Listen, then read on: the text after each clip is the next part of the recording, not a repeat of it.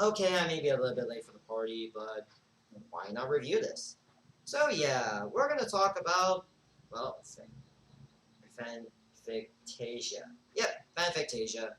You may be wondering why I'm not reviewing the Super Bowl ones, the Superhero Bowl, Super Villain Bowl, or the Super Showdown Bowl. Very simple. They never not too much into story. Mostly the first one. Mainly the first two are more go with, hey, let's see heroes or villains basically fighting. See heroes fighting each other or villains fighting each other. Albeit I did feel like the Super Villain Bowl did have a bit of plot at the end. And recently we just finished up with the Super Showdown Bowl, which is basically I would say the finale, and I would say it pretty much sets up a finale fight. There's all of them fighting Oscars and everyone getting a happy ending, where everyone gets a happy ending, and then there's turned out to be more bowls in that. Which, yeah, we do see a montage of all of them.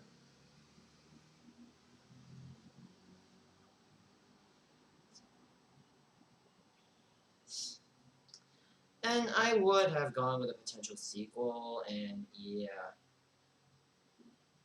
you know, and yeah, we do see the ending was basically where we see a bunch of other bowls Super Bowls that exist in this universe. There's, which I kind of wish they did. And it was a fun little satisfying ending, but kind of wish they did something like.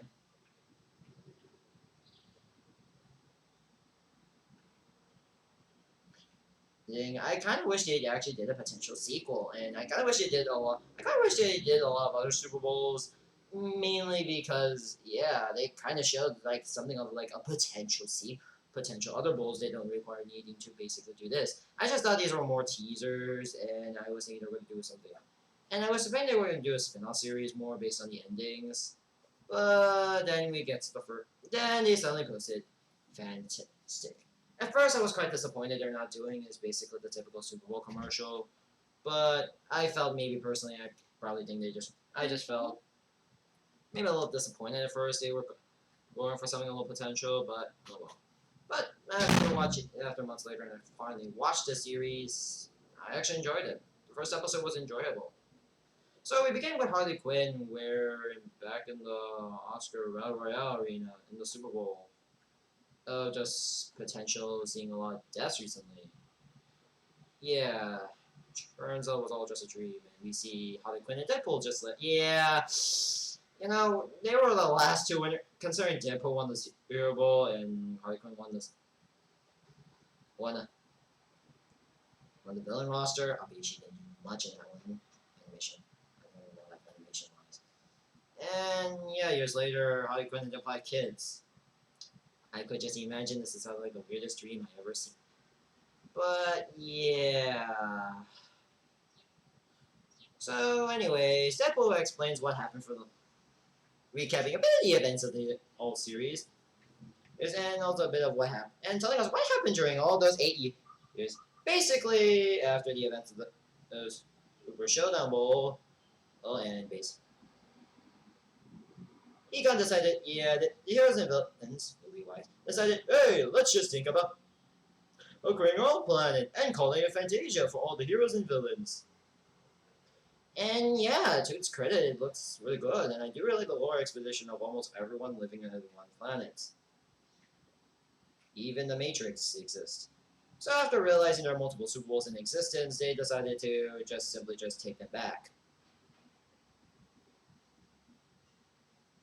Which is quite anticlimactic. Also, I do like the stop motion joke though, but yeah, it does feel slightly just want to kick any potential ideas for any other Super Bowl commercial of any Super Bowl ads. I think any potential Super Bowl spin. Other Super Bowl ideas like video game or anime, which I would like to still see potential in that one, mind you. And I just feel like there's a lot of potential. Yeah, it just feels like it kicks out the window to make up for a spin-off series. I kind of wish they went for that route instead of actually trying to.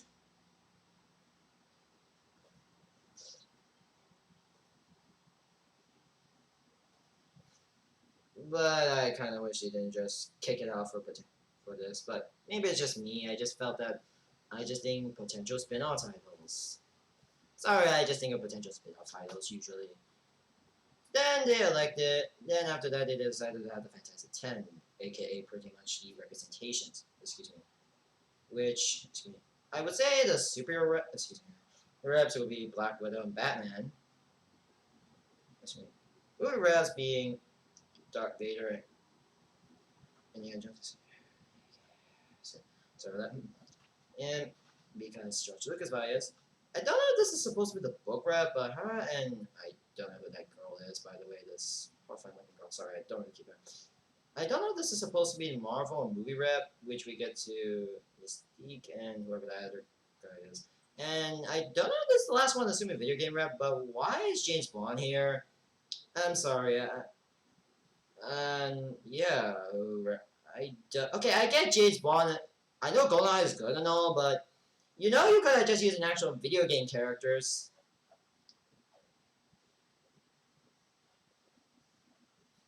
No, nice.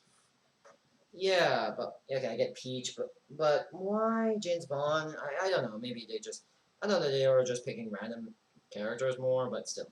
Anyways, they also set some rules like no mind control, no regeneration, no mass destruction, no superior clarity events, and no time travel. Despite they use time travel to know how to fight the Oscars. Anyways, we get to a wedding scene. And yeah, and then also showing that, well, Harley Quinn and Deadpool got married.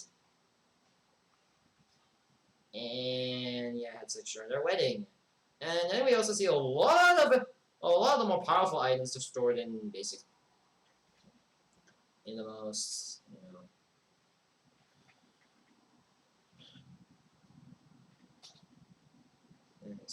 nice. And yeah, storing in there. So anywho, we get to, I'm sorry I don't know this character's name, because who was vacuuming with his dick. So, we see Ethan Hunt dead. Anywho, we get to a segment of a lot of, aside from beginning, we see her just, yeah, I'm just doing detective work now. And then we see Dora and Order. Yeah, it should have been Laura and Odin, but okay. We see Dora basically interrogating Anuba, which turns out to be, yeah, a TV show. Anyways, we get to the Empire State's back build and got Tropolis. Impressive. Yeah, I know the lore explanations. Anyways, aside from other guest cameo, aside from a planet of people coming in here, we see Dora also coming in here because why not? We see Hildra and Dora basically arguing on solving this case. We see Watchmen, Spider-Man also came here. For some reason, Supergirl and Cat were the warriors. Is that? We call everyone. Yeah, they call basically whatever heroes they can currently find, even if they're not Marvel and DC. Anyways, originally they were going to use the hero symbol with here. But considering it's not Colony Night, and secondly, who designed this logo? You know, I know that you gotta just put, which is basically a Batman, Superman, and Avengers logo. If you're going to call some, you're gonna just put a Justice League and the Avengers logo, and I would actually that, but yeah. So yeah, they were discussing some of Ethan Hunt getting killed by shattered glass and whatnot. The next day, we get to Suburbia. Wait, name, but okay. Anyways, Deadpool reads the news of Ethan Hunt's death, which basically triggers him. So yeah, pretty much everything I'll talk about. Talks to Harley Quinn, and yeah, but then again, Harley Quinn is going to be going out Tomb Raiding with Tomb Raider, and weirdly enough, they specifically said video game, and Deadpool said it was a one of the classics. Yeah, they were meaning to be the classic games, but if you're going to say Lara Croft's name, you're gonna just say, "Oh, hey, it's from the classic time." You could just say it's classic Tomb Raider. I would actually be fine with just say it's classic Tomb Raider, and I will be fine. You don't need to say, "Oh, hey, it's Lara Croft." You are so. If you're I know Lara Croft. As much as I love Lara Croft and all, Anyways, you could have just said it's classic Lara Croft, and I would actually take. I don't know what you're saying. You could have just said it's from the original timeline. You could have said she was from the original timeline, considering that I'm referring to the main tree, legends, and survival timelines are completely different versions. So assuming you were going to mention one version, and you could have just said she was from the classic timeline. You don't need to say the movie time. Yeah, there's also the movie timelines and other timelines, but still. Oh.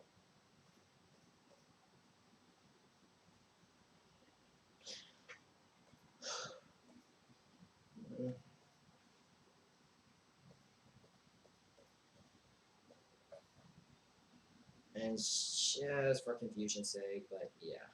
Anyways, we segue to another episode where we see Aquaman Drake. Yeah, did anyone forgot Aquaman has a wife or something, or is his wife just busy with other things?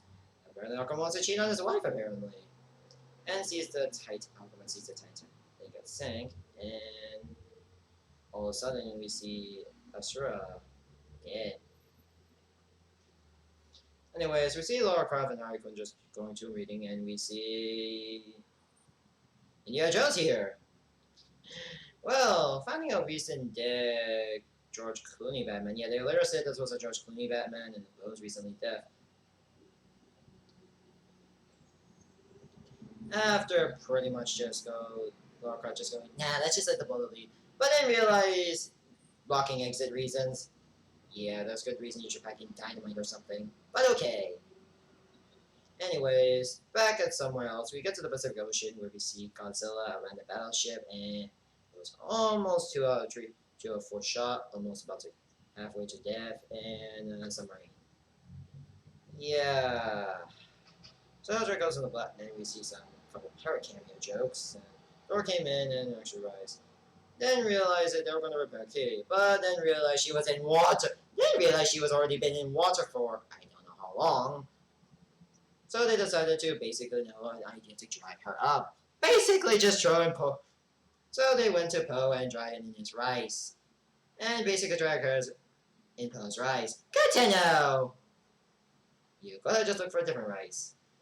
Poe realizes some weird Oscar logo on the back of her head. So they took it back to Shuri's lab, who they investigate. Yeah, the rest of the main cast was discovering this here. Yeah, the episode ends with talking about them with a lot of discovering these Oscar logos and everything, and Count Chocolate's here. I think it's a good episode. I think as a first episode, it is pretty good as a first episode. I think as a first episode, I think it's pretty good. Albeit, I kind of wish they did use a bit. Albeit, I kind of still wish they did a spin-off series based on more of the other Super Bowl, which are other Super Bowl episodes. But I think they wanted to go some more to just to create something a little more of a serial killer plot. I don't know. Maybe I would like to see it. I don't know what the series is going to be more about. I'm assuming it's more based on like potential serial killers or something.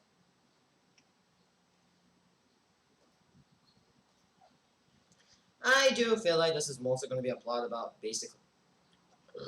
Excuse me. And about like a potential superhero villainy or something like a tracking down serial killer. I don't know if Fantastic is going to be more about that, unless this is like one of these story arcs or something. And yes, I would say one of these story arcs. Nice. But yeah.